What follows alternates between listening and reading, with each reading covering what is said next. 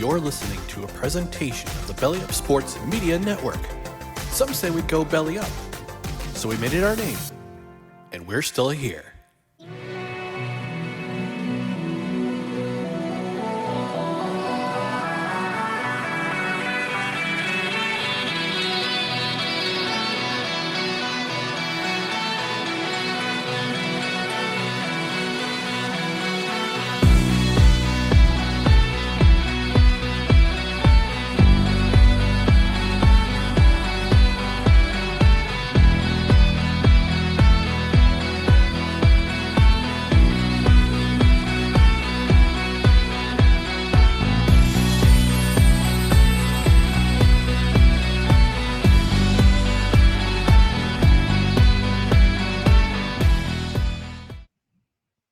All right, everyone. Welcome to No Credentials Required, where you don't need a press pass to talk sports. We are proudly presented by Belly Up Sports.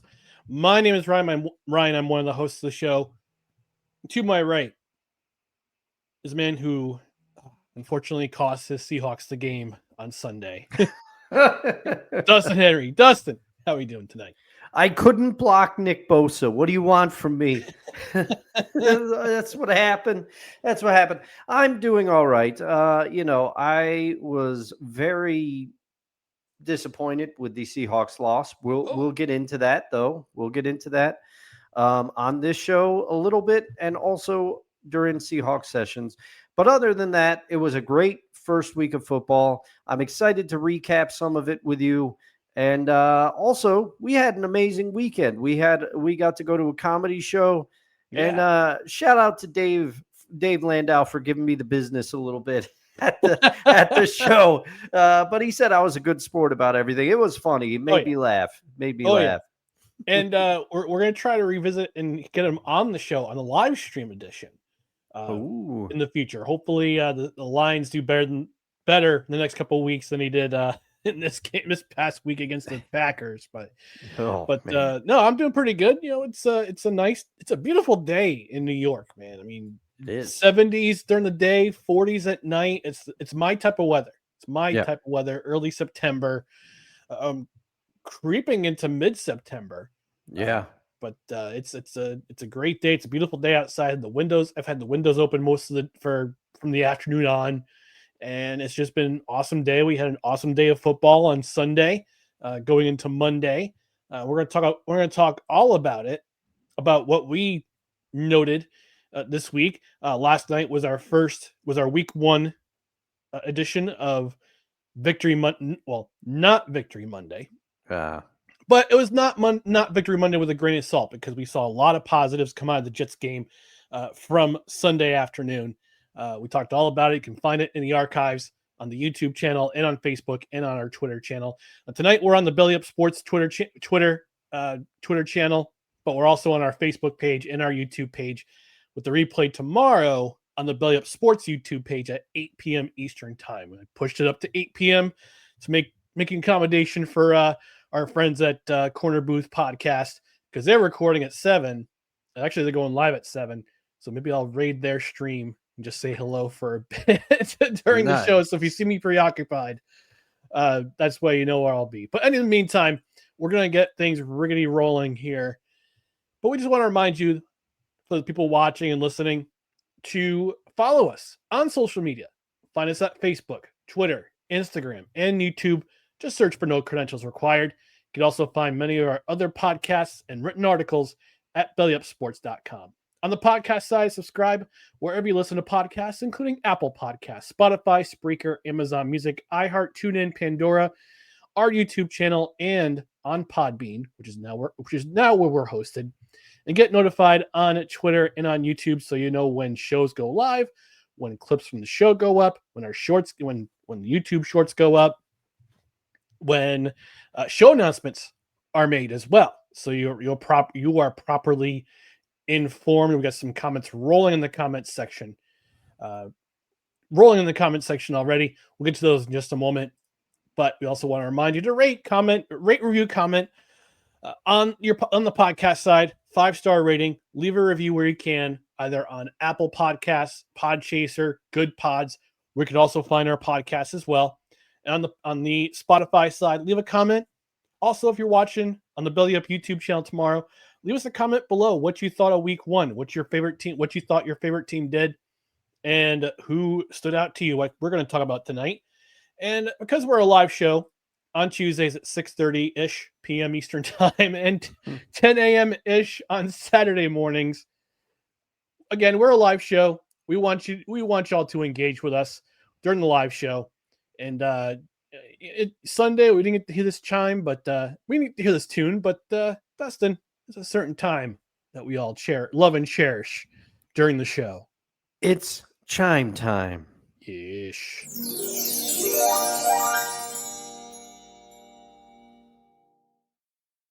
All right, and our primary topic for this evening, NFL Week 1. It's our review. It did not suck. I mean, it did not disappoint. A lot of good things happen if you're a fan of football, regardless of how your team did. You rejoice in the fact that it was Week 1. Finally here, after 200 plus days from February to September. We watched it all. Whether you watch on Red Zone, whether you're watching the game in your regional area, I switched back and forth between the Jets game and Red Zone during that, and then on the 4 o'clock games, which we need more 4 o'clock games. NFL, we need more 4 o'clock games in the 4 o'clock slot. Talked about this ad nauseum. We're going to repeat it. Anywho, we're going to get to what stood out to us in Week 1. So I'm going to start with you, Dustin. The most entertaining game from Week 1. What did you think? Oh, well, the most entertaining game, Ryan, is, in my opinion, because it was consistent the whole way. All right, there was a lot of contenders. The Buffalo versus Baltimore game that got good late, as did the Bears Vikings. The Vikings didn't get it going until the second half. The Bears had that game in hand. So a few of the games that I would have picked did not make the cut. The most consistently entertaining game for me throughout from beginning to end, aside from your NFC South matchup, which you were right about heading into the week, is your Jets versus the Pittsburgh Steelers, Ryan. This had the feel of a prize fight. Both boxers throwing haymakers, and you didn't know who was going to win this game. And I must say, I was Justin Fields. I won't spend a lot of time going into this game because I know you and Dan recapped it on not Victory Monday, unfortunately for you. But as I said after the game, to kind of comfort you a little bit, that DK catch was fluky as all heck. There's nothing you could do about that. But Aaron Rodgers, he looked good in this game. Say what you want, but he threw for 4 touchdowns. Okay. It was a great performance by him. You got to recognize credit where credit is due. However, Justin Fields is the one that really surprised me in this game. I was vocal about how I was worried in preseason after seeing some of the throws he attempted to make and how bad he missed those throws. But the thing is, he looked great in this game. He was using his legs to extend plays. I believe he rushed for 48 yards.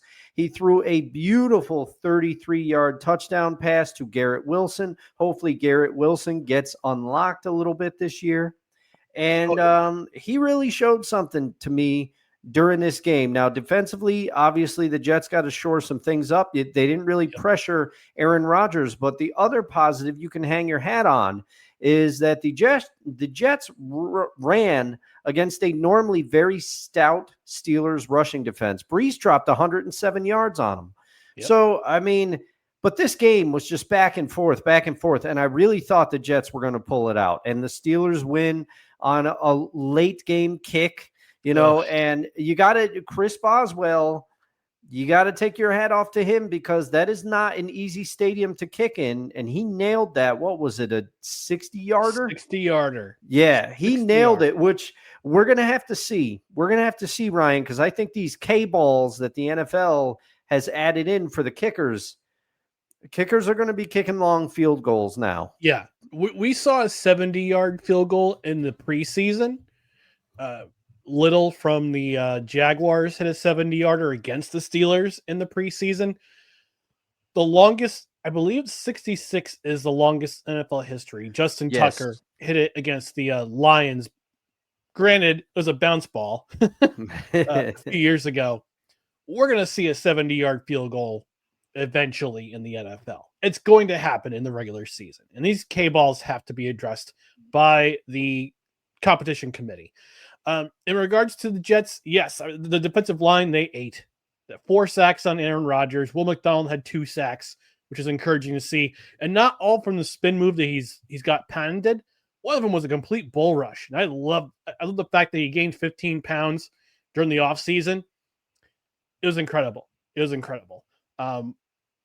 Sad to see that it was a 60-yard field goal that broke the game. And it's really what really sucks is that Chris Boswell's 2 career highs, 59 and 60, those 2 field goals were against the Jets. Oh, jeez. Oh, man. He did a 59-yard field goal in 2022. The Jets won that game. And this one was the game winner to beat the Jets, which, a lot of people had the Steelers winning this game by much, much more. I mean, the point spread was 3. I think it was 3.5 before kickoff. But I'm proud of how the Jets played. We had there's a lot of positives to take away from this game,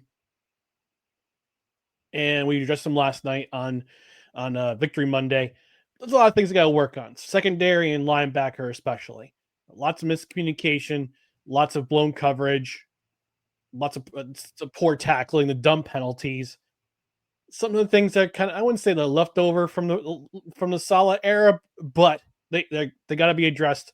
And I'm hoping that Aaron Glenn holds everybody accountable this week in practice. We see some personnel changes at kick returner especially, and I just want to see what Aaron Glenn does to adjust, and hopefully they get prepared and take it to Buffalo on Sunday. So, but yeah, I mean it's a great game. My game of the week, my most entertaining game. Yeah, I was gonna run the homer alert. Dan and I addressed Jet Steelers last night. I'm gonna go with Buccaneers Falcons. That was my game to watch. The game I was watching from Saturday. And the Falcons, I get the momentum early. Bijan Robinson and that crazy 50-yard catch and run for a touchdown. You think to yourself, all right, Falcons, maybe they aren't the Falcons from the years past. Maybe they're starting to put it together. Well, that's what I thought. That's what you thought. Yeah. Not so much. I mean, it was a back and forth game early. The Falcons gave away the momentum in the second quarter. They had a 4th and 1 from Tampa Bay's 47, and Robinson got stuffed at the line, which turnover and downs. Tampa Bay goes down the field. They get a touchdown. They exchange field goals. It's 10-10 game at halftime. And again, more back and forth action. Tampa gets a touchdown. Falcons respond. And later in the game, and then Baker Mayfield gets the game-winning touchdown to Emeka Egbuka. If you had him in your fantasy league, congratulations to you.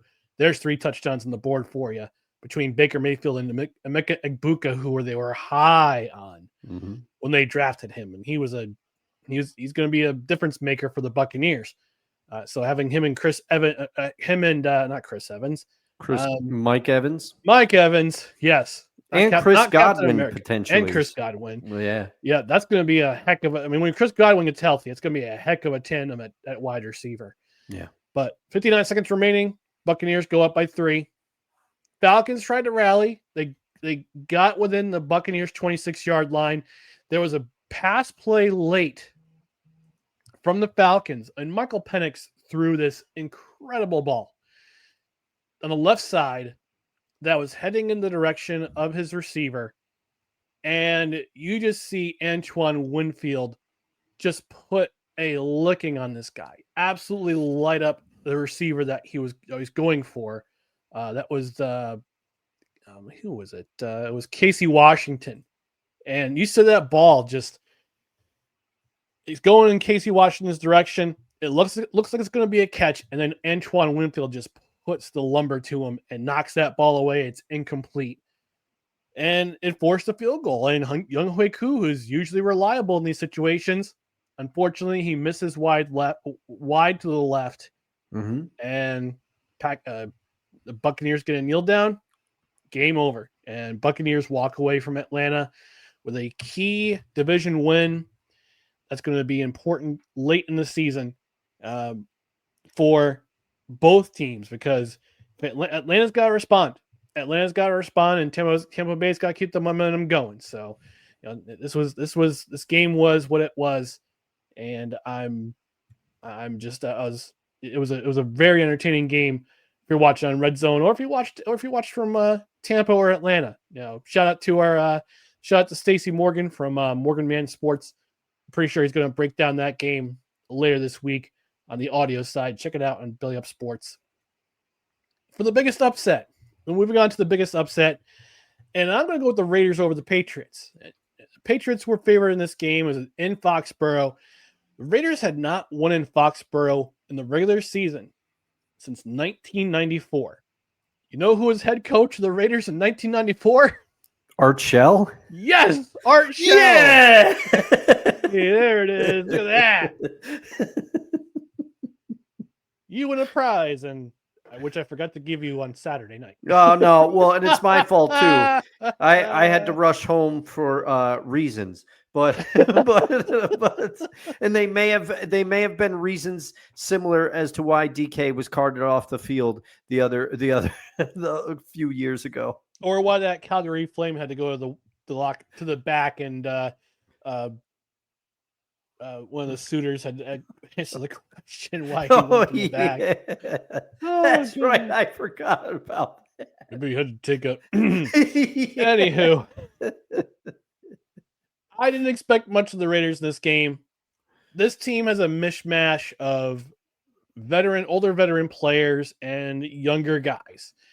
But to my surprise, Pete Carroll, much to the chagrin of Mr. Dan Cruz, who's I see in the comments section, he and his staff had the Raiders prepared. They had a solid game plan. Brock Barrows had over 100 yards receiving before he left the game with a knee injury. It sounds like there's really no concern. Looks like it's going to be ready for next week. And Geno Smith, 362 yards passing and a touchdown. On the defensive side of the ball, the Raiders, give them full credit. They took away the Pats' run game. They forced the pass. They forced a lot of passes out of the Patriots. And Mike Vrabel said after the game, we need more balance. Of course, you have 46 passing attempts by your quarterback, which one of them was an interception, went the other way for the Raiders. Yeah, you're going to need more balance in your offense. So, low scoring game, which it was kind of expected. Although if you're a Patriots fan, you expected more out of your offense, especially with Drake May as your quarterback, first full season coming in, all the signings they had in the offseason. You wanted to see what this new offense. Well, I wouldn't say new offense. Josh McDaniels, the offensive coordinator, because of course, why the heck not? He keeps getting a job. As long as New England is in the NFL, he's going to keep getting a job. The guy's a joke. It's the boys club. It's the boys club of the NFL. He just keeps getting. You keep bringing back the people who brought you the titles from before, with no changes, no new people coming in and out. So. And it's going to be, and the offense is going to be vanilla, just like the ice cream that Daniel Snyder loves. Oh, so much. But that was my biggest upset. Dustin, what was the biggest upset in your mind? Well, Sunday? My biggest upset, and keep in mind, it's week 1. Cut me some slack here, people. But the only game that I would have picked is the game that you picked. And also, I would have picked, had it happened, the Bengals came dangerously close to losing to the Browns. So I was going to be picking that. That was going to be my number one with a bullet. However, the game that I'm going to pick is not so much an upset as more of the way that the team that was beaten was beat. I'm picking the Green Bay Packers win over the Detroit Lions. And it's mostly because The Packers dominated the Lions. There's no other way to say that. And we did not expect this. At least I'll call myself out. I did not expect this from the Detroit Lions. We knew that Micah Parsons would make an impact on defense, which he did.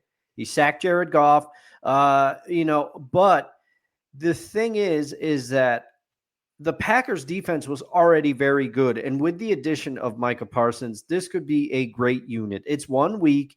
You don't want to overreact, but let me tell you how much the Packers forced the Lions to be one-dimensional. First of all, they sacked Jared Goff 4 times, so they got in his face, and it resulted in, by Jared Goff's recent standards, not a great game for him. He threw a touchdown, he threw an interception, and I think he was 200 and how many yards did he throw for? I wrote it down. It was 225 yards, which compared to the numbers that he has been putting up in recent years, that's not a very big total. And part of the reason that the Lions were forced to be one-dimensional and try to rely on the pass is because the Packers shut down their run attack. Now, part of it could be the way the game shook out. The Packers fell behind, or the Lions fell behind early, and they had to try to go back. They had to try to come from behind, so you got to rely on the pass to do that. But David Montgomery had 11 carries for 25 yards. Jahmyr Gibbs, who is a dynamic running back, he had 9 carries for 19 yards. The Packers completely stopped the run on the Lions, and this was just a dominating performance by the Packers. There's no other way to put it. Jordan Love, he wasn't great in this game, but he was certainly good enough. Josh Jacobs, he only ran for 66 yards and a touchdown. He kept his touchdown streak alive. But I just did not expect this level of domination from the Packers over the Lions, and that's what makes it the biggest upset for me. Yeah, I mean, I saw the one play by Micah Parsons who got that sack, and his team acted like that, like they won the Super Bowl, like he made the sack to win the Super Bowl. But it's also a good thing because he it showed that he's welcome on this team. Mm-hmm. He's welcome with open arms, and I'm not sure she'll be in here. I'm not sure she'll be in here, Julie from Michigan, much to her chagrin. I'm wondering how she's doing. Also, the Yankees are playing the Tigers tonight, so it's 3-game set. The Yankees, they're spiting me now. I said they would have missed the playoffs in their final baseball edition of the year, and they've won 2 series. They've won their last 2 series, so it's like, hey, good for them. But we'll see if the momentum lasts. But yeah, I mean, good for the Lions, good for the Packers, good for Micah Parsons, good for them for getting the win. Also, they outplayed the Lions. This is a team that this Lions team, Man Campbell, as friend of the show, Jeff Levac likes to say, Man Campbell has his team always biting kneecaps. But unfortunately, in this game, they got their kneecaps bit. The run game was stopped, which forced Jared Goff to throw more. And he went up throwing a pick in this game, which is the biggest difference. And the score doesn't reflect what happened on the field. Like, if you watch this entire game, this Lions team was outplayed. Yeah, and I'm sure Dan Campbell's going to have them prepared. And like I said in our preview show, I have the Green Bay Packers winning the NFC North because of the way the schedule worked out for the Lions, and that 7 of the first 10 games are against playoff teams from last year. And that includes the Green Bay Packers, who absolutely beat them down. So, it's going to be, let's just see how they react. Week 2 is approaching. All right, we're moving on from biggest upset to biggest disappointment. Dustin, I'll go ahead and have you lead off here. All right. Well, I got to pick my own team for this one, and I'll keep some of it. I'll be talking more about it with Dan and Kevin on Seahawks sessions this week. I know. But my biggest disappointment was the Seahawks rushing attack. Okay. A lot could be said about the entire offense because the defense played a good enough game to win that game. And I really thought, I picked it as my upset of the week because I thought they could beat the 49ers. I thought this was a very winnable game, and especially with some of the 49ers injuries that ended up happening. George Kittle left this game. Jawan Jennings left this game as well. So, but Ricky Pearsall got, he ran by Reek Woolen on one play because Reek went for the ball. But that's not the Seahawks rushing attack after such a good preseason. And I know it was preseason, okay? But the Seahawks rushing attack looked unbeatable in the preseason, and the offensive line was opening holes and everything was going well. So did I think they were going to look that dominant? No, but I thought they would do enough to aid Sam Darnold and give the Seahawks offense a real two-headed attack here between the run and the pass, but it didn't happen. Charbonnet and Walker combined only generated 3.0 yards per carry, totaling between the two of them for 67 yards on 22 attempts. Ooh. That's not great. When Sam Darnold has your longest run of the game at 9 yards, it's not great. Okay. Not good when a quarterback has the longest run of the day. And Sam Darnold, not exactly known for his speedy feet. All right. So that's a problem. And that needs to improve next week because the Seahawks defense played well enough to win the game. They limited the Niners. They limited Christian McCaffrey for 37 yards in the first half, and I said that to Dan and Kevin, and then promptly he ripped off like a 22-yard run. So I was like, well, I jinxed that. But the Seahawks rushing attack, my biggest disappointment of the week. All right, my biggest disappointment, the Houston Texans offense. Man, that's so anemic in this game. Defense, they did their part. D'Amico Ryan is always going to have the defense prepared because he's a defensive-minded coach. Yeah.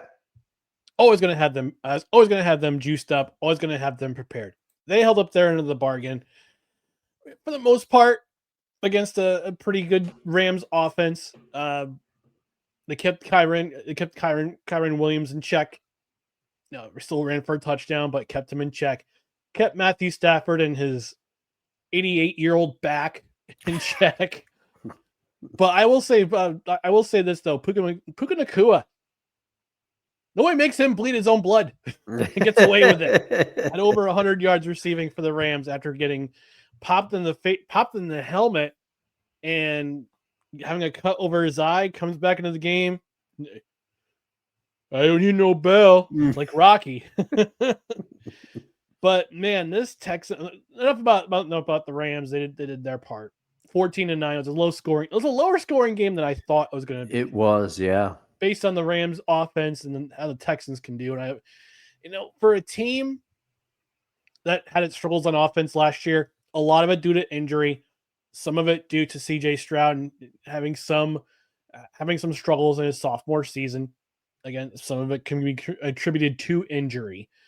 But this was the first game for CJ Stroud to tell his critics to shut their yaps because last year's struggles were a distant memory. But here was his final stat line. 19 of 27 for 188 yards, 151 net passing yards. I don't know what that means. It just showed up in the stat line on ESPN. Did he really have 37 yards? Did he lose 37 passing yards? He threw an interception. He was also sacked 3 times. And Rams defensive line, their rush defense, their pass defense, especially the pass rush, they can get after it. We know it from Jared Verse and company. He also had 32 rushing yards. But again, the Texans offense was anemic. And again, I wanted to see how they would respond. I know they're missing Tank Dell. He's going to be out for a couple more weeks while he gets ready for the season. I know they didn't have Joe Mixon, who's the usual running back, and they had Nick Chubb in the backfield. Yeah. So I wanted to see if he was going to go to the rejuvenation machine. But again, the Rams defense, give them credit. They did their job. But this Texans offense was just terrible. it was terrible. It was not great. It was not the Texans offense we've been used to seeing it with CJ Stroud in the backfield, the explosiveness, the running, using the run to set up the pass. Mm-hmm. I mean, CJ Stroud using his feet to create plays. We weren't used to seeing it in this game. And I'm glad I watched it on Red Zone. Yeah, that would be a tough watch. There was only a couple games that I think were tougher watches than that one. Yeah. And so that's the first half. Let's read some comments from the comment section before we take our commercial break for the day. Desi saying Sports Ball NFL Week 1 edition. And Mr. Cruz from the Time to BS podcast saying the BS Express has arrived. Toot toot. We have a train sound on the show now. Oh no. Ryan shows up like, hi, buddy. Yeah, and he says Kevin's favorite sound in the Seahawks sessions is the BS Express. Yes. He's a big train fan, I guess. He is. Oh, man. He's also saying there's a lot of optimism from the Seahawks side despite the loss. And again, you'll advertise it on, you'll address it on Seahawks sessions on Friday. Ding. And she also says the Jets also had a lot of optimism aside from the loss. On the bright side, the Cowboys lost, which is a good thing. Dan Cruz saying the Baltimore Ravens, we choke, so you don't have to. Man, Derrick Henry, 175 rushing yards, I think, but he had that fumble. He had that. That's tough. That's tough. But he's a killer. He's still the man. 169 yards and 2 touchdowns. And I saw the memes online. Derrick Henry's doing this at 31 years old. Good for Derrick Henry. I'm like, Derrick Henry is different. It's built different from every running back in this league. For me to say, oh, he's doing it at 31 years old. I'm like, put me out there at 48 years old, and I'll run for 169 yards. I'll be dead by the time the game's over. No, he is built differently. He invests a lot into his body. The only running back in the league that maybe works out on his level is Saquon, but Derrick Henry is one of one. Absolutely. Dan Cruz saying moon balls. I think he was referring to the kickers. I always thought he was referring to Justin Fields' absolutely beautiful touchdown pass to Garrett Wilson in the first quarter. He also says Joe Tippmann, what a guard he is. Yeah, he was forced to move the guard. Joe Tippmann was the starting center. Got moved to guard because of Elijah Vera Tucker getting exploding his triceps in a practice drill, a one-on-one practice drill on Tuesday. On 3 days' notice, was playing guard and had Greg Myers at center. So the offensive line performed marvelously, and I'll talk about that in our hot takes, in our hottest takeaway for week 1. It also says the Tom Brady deflated balls. Your brother-in-law Nick saying laces out. Dan saying Chris Boswell looks like a high school janitor. Or my long-lost brother. Listen, Baldwin's friends with my family. I get it. No need to knock it. Just because you have a beautiful head of hair doesn't mean to knock my lack of hair. And he also says the bright side for all the teams who lost, it's only 1 week. Absolutely. Yeah. Oh, he also says let's play a game. Out of all the Ohio State wideouts drafted in the last 5 years, who's the best out of all of them? Man, that's going to be tough. You got Emeka Egbuka, Jackson Smith, Njigba, Garrett Wilson, Marvin Harrison Jr. A couple more I'm missing out there.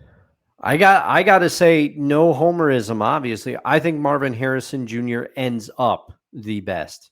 I think when all is said and done, he ends up the best of them. Where's that button?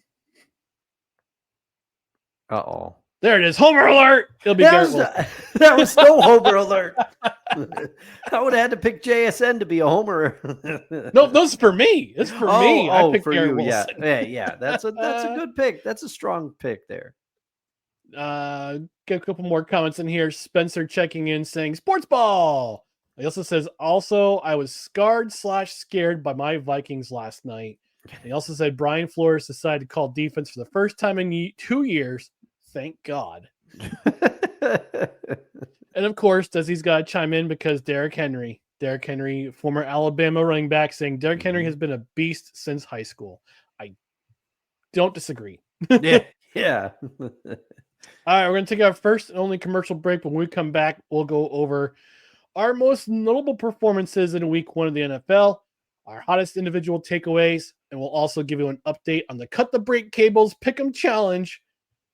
All this and more coming up on the next segment of No Credentials Required. Stand by and stay tuned for more No Credentials Required. Hey everyone, it's Ryan from No Credentials Required to talk to you about one of our newest partners at Belly Up Sports, SeatGeek. Yeah, live sports is great on television, but the feeling of being at the arena is a priceless experience. That's why our friends at SeatGeek are there to help you find the best tickets at the best prices. Not only can you get tickets to sporting events, but you can also get tickets to concerts, comedy shows, musicals, and more. Search for your desired event now at SeatGeek.com, enter promo code BellyUpSports at checkout, and you save $20 off your first purchase. SeatGeek. Life's an event.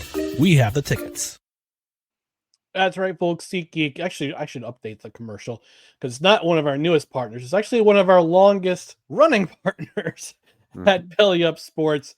That is SeatGeek. Look, NFL's in full swing. You can find the best prices online at SeatGeek.com. Use their pricing tool. They'll give you the green dots will indicate the best places to spend your money. And it's not only NFL games you can look at for tickets. You can also look at NCAA college football games. You can look at Major League Baseball games. NHL starts pretty soon. And I guess the NBA as well. But again, it's not just sporting events. It's also concerts. It's also comedy shows. It's also musicals. Anything that requires a box office seat. You can find it at SeatGeek.com. And while you're there, you can save a little cash. By entering promo code BellyUpSports at checkout, you get $20 off your order of $50 or more. Again, with promo code BellyUpSports. That's SeatGeek.com, promo code BellyUpSports, $20 off your order of $50 or more. All right, let's talk about our most notable performances for week 1 of the NFL season, the 2025 NFL season. I'm gonna start off here. I'm gonna give my most notable performance, or as we like to call on Total Football Talk, extra. Shout out Drew Willingham. It's our grand champ, our dog of the week. I'm gonna give it to Travis Etienne, the Jacksonville Jaguars. It was the delayed game of this week, and like I mentioned in my rant on Saturday morning, like Florida teams, Northeast teams, invest in retractable roofs. So there's no more of these lightning delays, please. Like this delay, I think this game was delayed by an hour and 15 minutes because of a lightning delay in the Florida area. Again, this is Florida. This is the most lightning-prone place in the world, particularly in Tampa, but in this case, Jacksonville. You had an hour and 15-minute delay because of the lightning around the area. But it didn't really matter because Travis Etienne had 16 carries for 143 yards, had no touchdowns, but he did gain 8.3 yards per carry, which is really spectacular. Really spectacular effort. It was actually the top rushing effort for the day until Derrick Henry that night. Yeah. Went for 169 yards, but his effort contributed to the Jaguars winning the time of possession battle, and them winning the game by a final score of 23-10, I believe. So that's my most notable performance. Dustin, how about you?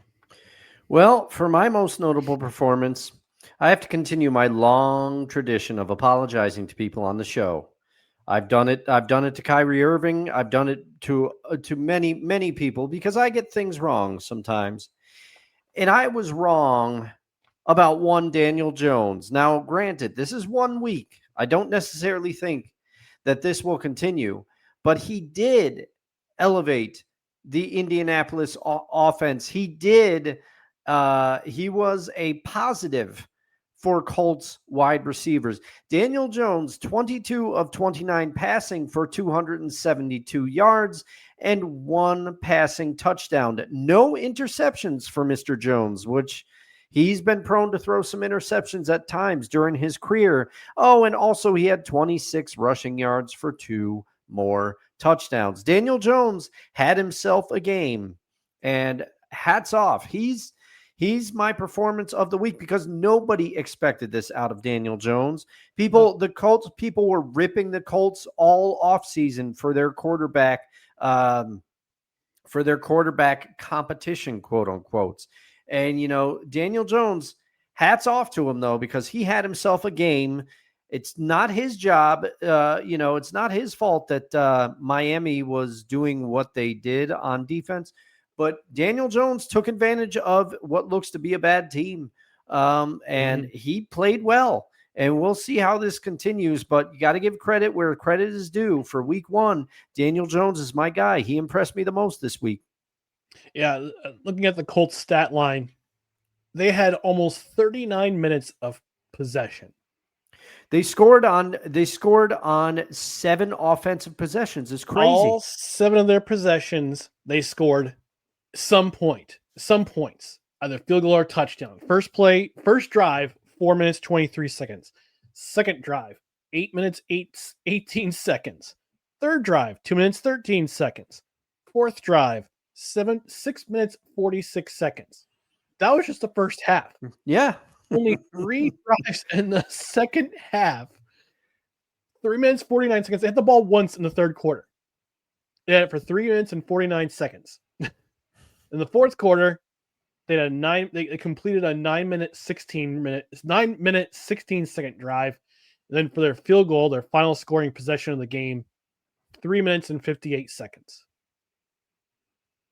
You could say one of two things. Either the Colts offense they just want to control the ball for the game, keep the Miami Dolphins offense off the field, because we know what the Dolphins offense is capable of when they're on point.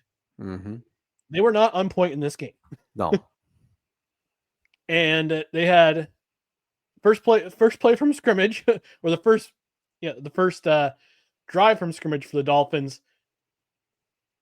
Tua throws an interception. Second drive, fumble. Third drive, punt. Fourth drive, interception. Fifth drive, downs. They didn't score any points until the 3:53 mark of the fourth quarter. And they scored a 2-point conversion. That was it.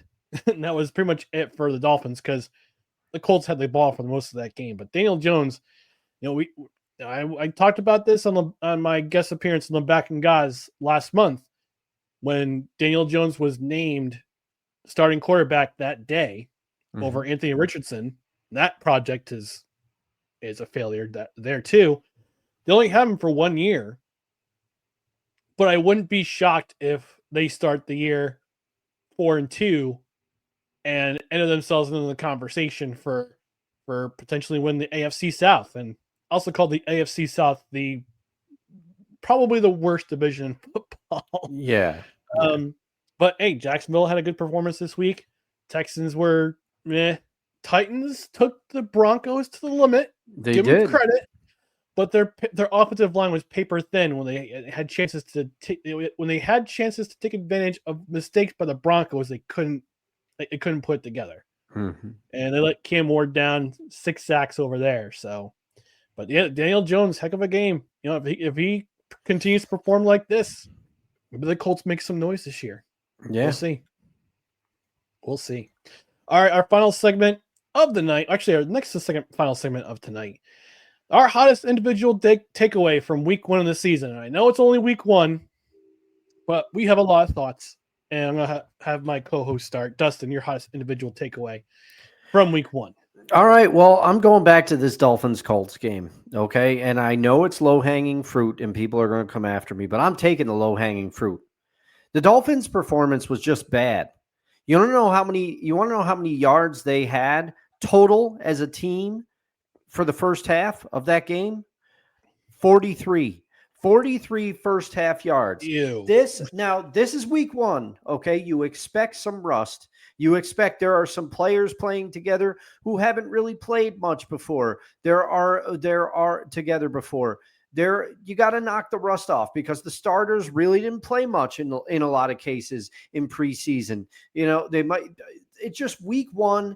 It's why we never want Thursday night football to be a permanent thing in week 1. On last year's show, I petitioned to bring it back to the way it used to be. It used to be that Thursday night football wasn't a thing until after the Thanksgiving games. That's when it started, when it was on NFL Network for the rest of the season. Now, I petitioned to bring it back on Halloween. Whatever week Halloween falls on, bring it back. But you expect some rust in week 1. But for the most part, every team looked somewhat competent. Okay, there were some low scoring games, and we like to make fun of the Browns, but the Browns almost beat the Bengals. Okay, Joe Flacco looked pretty good. He's 40 years old, and you could see some people surprised for the Browns. That tight end that they drafted, he was very good, and Dylan Gabriel, or not Dylan Gabriel, the running back for the Cleveland Browns, not Judkins, the other one, not Jerome Ford.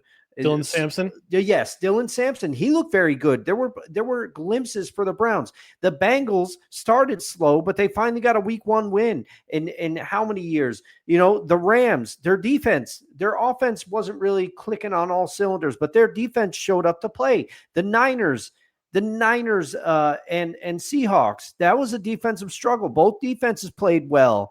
But this Miami team looked like they never played football before. They looked out of sorts. They didn't have anything together. Tyreek and Tua clearly are still at odds with each other. The running game didn't look good. And again, I'm not trying to discredit the Colts, but they made the Colts defense look like world beaters. Now, maybe the Colts defense truly is that. We'll have to see, but I don't think so. I think it was just that the Dolphins were so inept. Credit to, I believe it was Field Yates on the Fantasy Focus podcast on ESPN. He likened the Dolphins offense to maybe that rookie pitcher that comes into baseball. And for the first couple of starts, his first time through the order, he's got 6 strikeouts. He looks electric, but then multiple times through the order, people start to catch up to him. And he said, maybe that's happening with McDaniel's offense. But I mean, this is one of the worst. The Dolphins defense, I knew they were going to be bad. I said, I can't figure out what they're trying to do defensively, but the offense, you expected it to go and look like a competent offense, because in years past, you were able to make the excuse, the offense sputtered out because Tua was not in there. It's 1 week, but this was a horrific performance. The Dolphins looked like they never played football before. Yeah, and the news just keeps getting worse for the Dolphins because the story came out today on TMZ through ESPN, or ESPN on ESPN through TMZ. Tyreek Hill's estranged wife has accused him of domestic violence. So, oh boy! And I made a bold prediction on Sunday, on either last Tuesday's show or Saturday's show. I said Tyreek Hill's going to be traded somewhere at the trade deadline if the Dolphins slide continues. And if this behavior continues, he could be out of a job altogether. Yeah. He could be unconditionally released. He'll still get paid. He still gets his guaranteed money. But if these court documents are accurate, and he vehemently denies every single charge, accusing his estranged wife of basically a shakedown. But if these are true, you won't see Tyreek Hill in Miami much longer. And at one point, the Dolphins, Mike McDaniel put in Zach Wilson, and every Jets fan was saying this. I prayed for this, and it happened.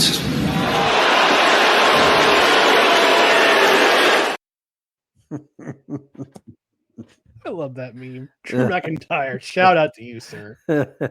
Well, my hottest individual takeaway from week 1, and this stems from the NFL putting on social media there, but who should be the Pepsi Zero Sugar Rookie of the Week? And they put up 6 pictures of Bobby Krosky Krosky Merritt, RJ Harvey, Mika Ibuka, Dylan Sampson, Tyler Warren, and Demetrius Knight Jr.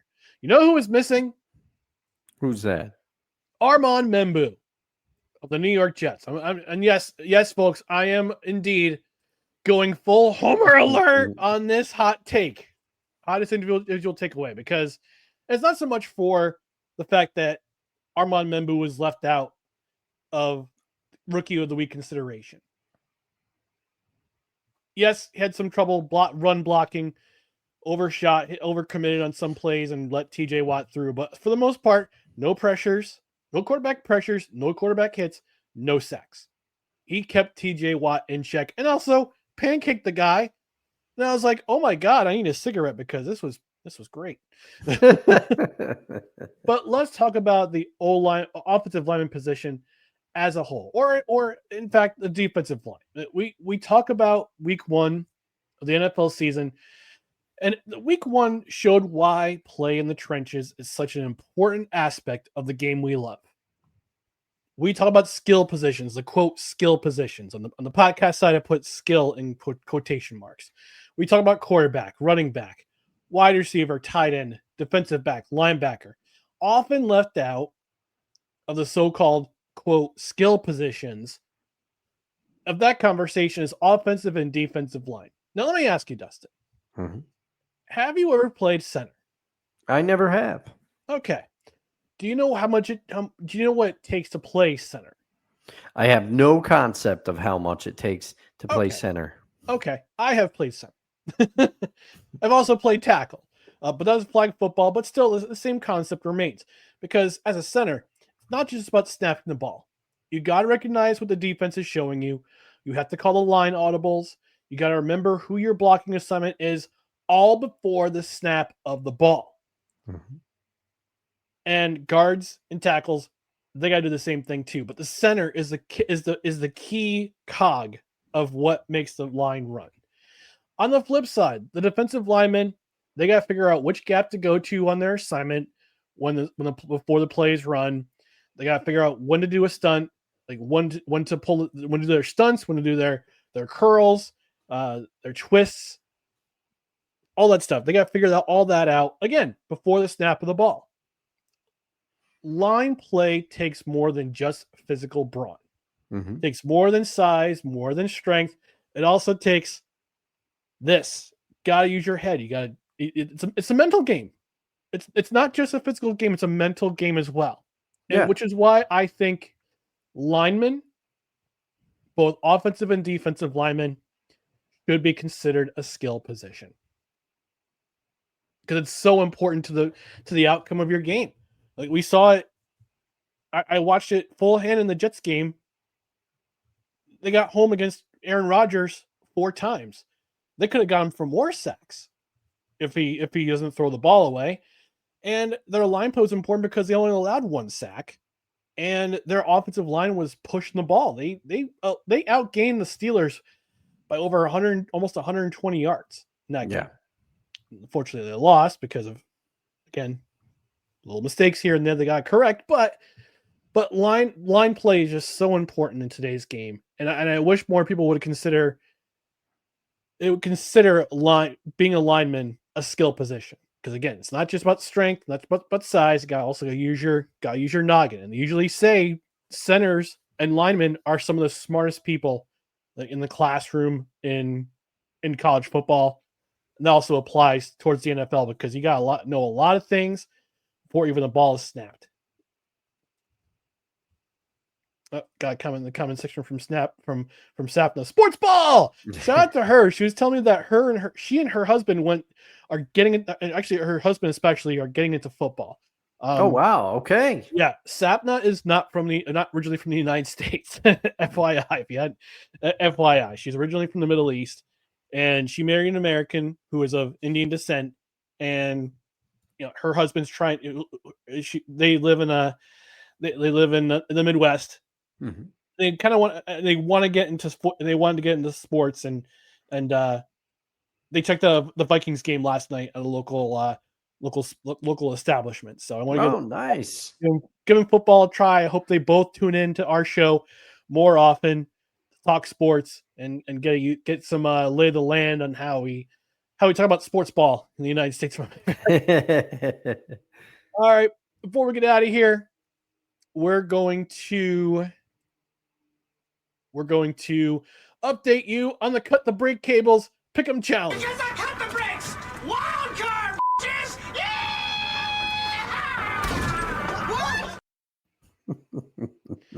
We both had a pretty good week. Again, Cut the Brake Cables is brought to you by Cut the Brake Cables Pick'em Challenge is brought to you by Royal Retros, King of Throwbacks. Visit royalretros.com.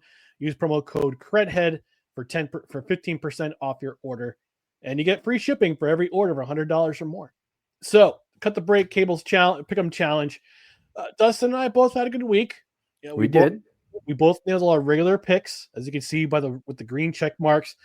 I got the Bengals and the Colts game right. Dustin got the Cardinals and the Commanders game right. Unfortunately, neither of our upset picks landed. Although for a while, I thought Dustin's was going to land. Is going to have a nice 2-point cushion on me. But as it stands, we're both 2-0. We both got 2 points both got 2 points in the standings. So right now we are currently even with 17 more weeks to go. It's a long season, folks. It's a long season. But again, the winner of our little contest here will receive a reasonably priced item of their choice on Royal Retros. Again, use promo code CREDHEAD at checkout for 15% off your order. Royal Retros, the King of Throwbacks, will reveal our picks for week 2 on Saturday. I like that little, pizzazz you added to it. Saturday.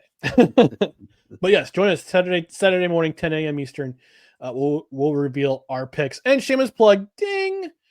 On Time to BS podcast, episode 266 of Time of BS, going live at 8. So half an hour. We have a schedule now, finally. Congratulations, Dan. Dan's always working hard. He's always working hard. Way to go. Good for you. All right. Before we get out of here, we're going to talk about our favorite athletes who are number 64. Actually, and this is off schedule. I forgot to put this in the rundown. I have some gratitude to express to the audience. But yes, before we do that, our favorite athletes to wear number 64. I'm going to lead off here with kind of a odd, I wouldn't say odd pick, but he's again,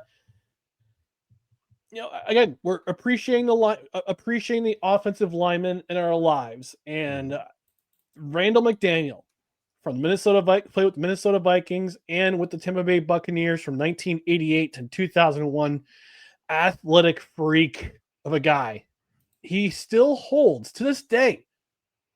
He still holds the fastest 100-meter dash time ever recorded among offensive linemen in the NFL at 10.64 seconds, setting this record as a high school senior. Wow. In a state track meet electronically timed. He is an athletic marvel. At 6'3" and 287 pounds, which would be considered light for an offensive lineman in the NFL today. He wouldn't be playing offensive lineman. He would probably be playing tight end. Yeah. But he played guard, and he played guard effectively for 14 seasons in the NFL. Is in both the pro and the college football Hall of Fame. 7-time first team All-Pro, 12-time Pro Bowler, part of the 1990s All-Decade team, part of the 100th anniversary all-time team in the NFL. Is part of the Minnesota Vikings Ring of Honor, one of the 50 greatest Vikings, consensus All-American in 1987 at Arizona State University, first team All-American in 1986, two-time first team All Pac-10, was also part of the Rose Bowl champion team for Arizona State in 1986, and just again an athletic marvel, and just a heck of an athlete. Look him up. Absolutely look him up. So that's my number 64. Dustin, how about you? Well, I see in the comments that Mr. Dan Cruz said Hall of Famer Jerry Kramer with the Packers wore number 64, but I never saw Jerry I never saw Kramer him play play. either. No, So no. so I can't pick him. And this pick, I got to give a shout out to Ryan. You gave me the assist on this one because I forgot he wore number 64. I remembered he wore 29 at one point, but give it up. Hit the Homer alert button because I'm going with Homer alert. a New York Yankees catcher, Francisco Cervelli. Now, Francisco Cervelli, you look at his stats and you're thinking, why are you picking Francisco Cervelli? Well, over the career, Francisco was mostly a backup catcher at his time in New York, the New York Yankees, but he always provided a spark plug, right? And the thing about a lot of backup catchers is that they can't really hit all that well. Well, No. Francisco Cervelli's career batting average is 268. Last I checked, that's pretty good, especially when you consider the catching position. But what I always remember is Francisco Cervelli, he was better at throwing people out on the base paths than people remember. Yes. And he was always extremely fired up and played with a lot of passion. And I always respect people that play with a lot of passion. He went on to play for the Pirates, I believe, for about 5 seasons. He was a key for them. Yep. And I think he finished up with Miami and Atlanta. Yes. Oh, okay. All right. But he was like a classic glue guy, just a lot like a clubhouse guy, seemed to really enjoy playing the game. And that's what we want to see from our athletes. They get paid a lot of money to play a game that a lot of them love.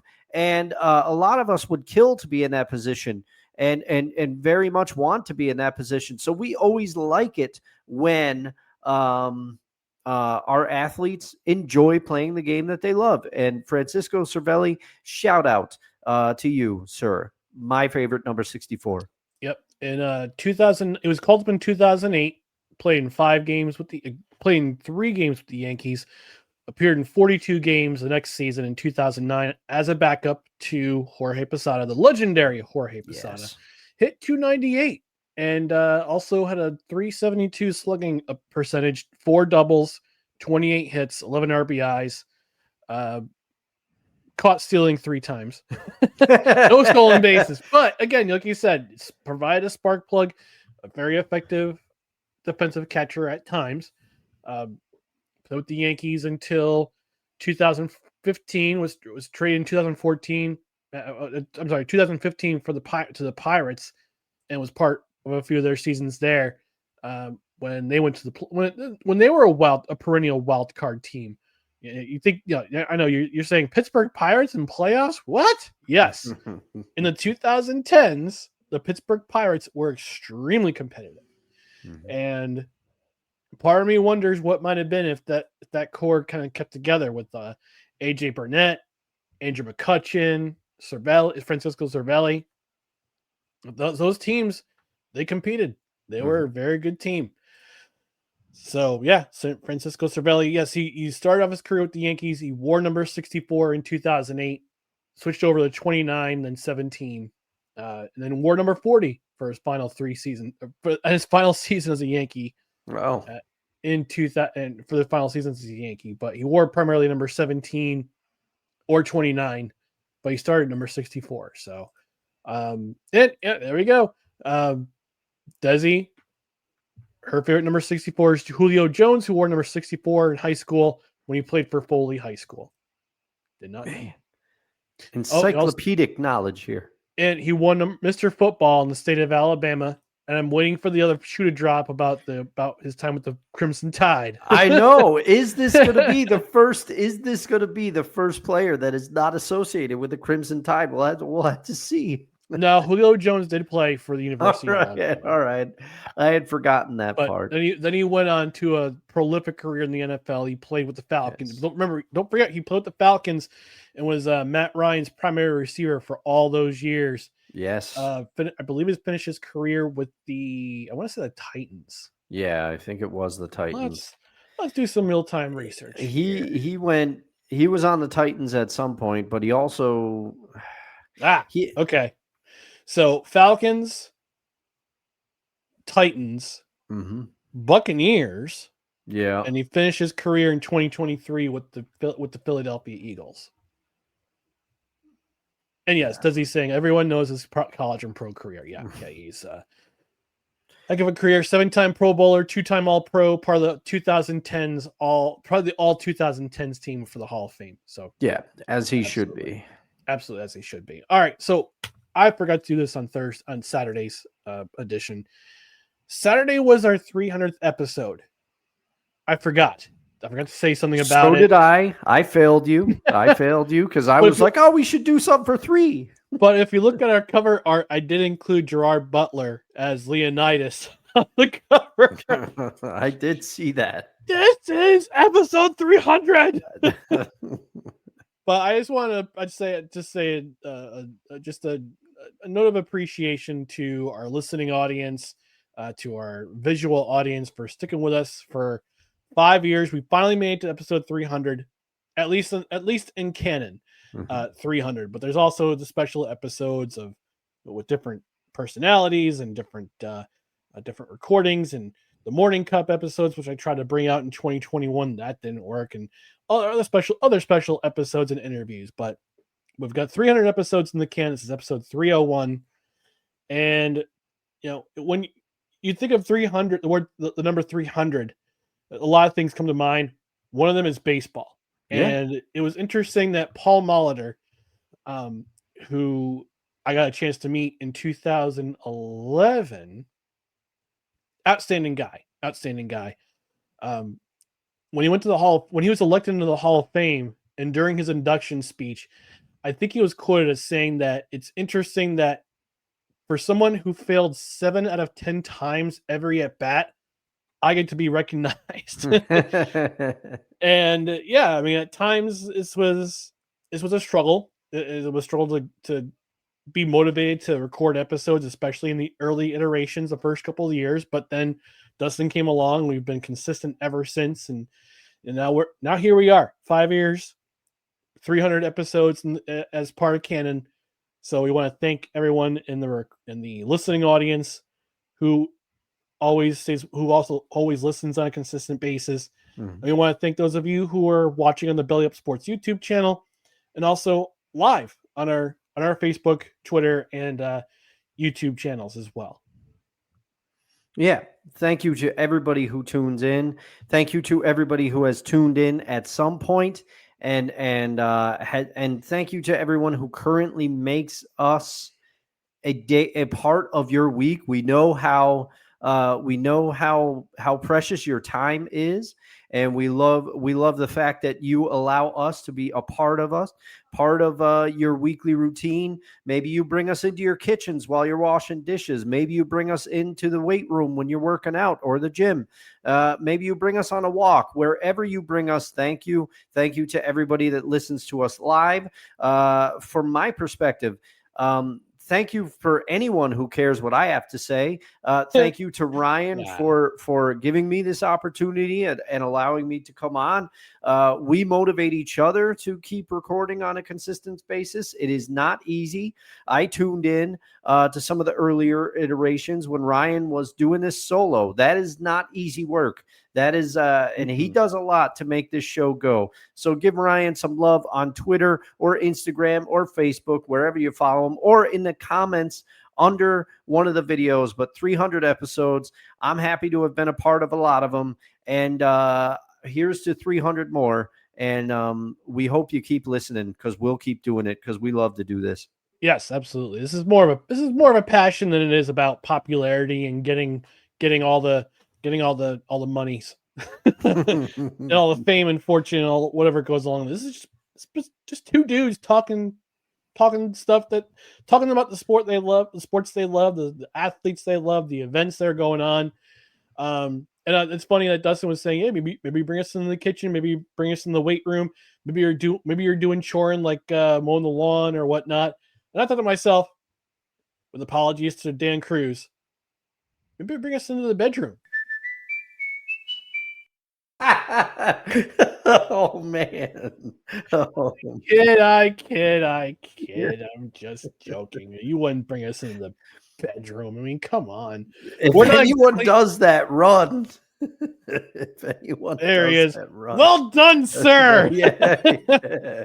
Yeah, if you bring us into the bedroom, you're a sick individual. You Yeah. you need to be checked out. Anywho, and Dan also says, I speak from experience. Solo work does suck, and the Department of BS is grateful to be part of this journey. And Desi saying, we love you guys. She also says it's the highlight of my day. Well, thank you, Desi. Oh, We man, appreciate that's you really being nice. here, being part of the discussion, and being part of our being a cred head. You know, we've seen some cred heads come and go. You know, thank you for your loyalty. We appreciate it, and thank you to anyone who's listening, anyone who is watching. We appreciate you. And on that note, we're going to get out of here. We'll be back on Saturday morning, 10 a.m. Eastern. But before we do that, again, just want to remind you to we're going to gently remind you to follow us on social media: Facebook, Twitter, Instagram, YouTube. Just search for No Credentials Required. And also check out our other podcasts like Ton to BS and our written articles at bellyupsports.com. On the podcast side, subscribe to the podcast wherever you listen to podcasts, including Apple Podcasts, Spotify, Spreaker, Amazon Music, iHeart, TuneIn, Pandora, Podbean, and our YouTube channel. Don't forget to hit that notification bell on Twitter and on YouTube, just so you know when you're notified of live shows, show announcements, show clips, what have you. Just get reminded. That way you're in the know. That's going to do it for this edition of No Credentials Required, where you don't need to press pass to talk sports. We are proudly presented by Belly Up Sports. For Dustin Henry, I'm Ryan McCarthy. Again, Saturday morning, 10 a.m., we'll review the Thursday night game between Washington and Green Bay. Plus, we'll let you know what we're going to be watching out for in week 2, the 2025 NFL season. We hope you join us. Have a great week. Talk to you on Saturday morning. Grab a coffee. Tune in with us. Good night, everybody.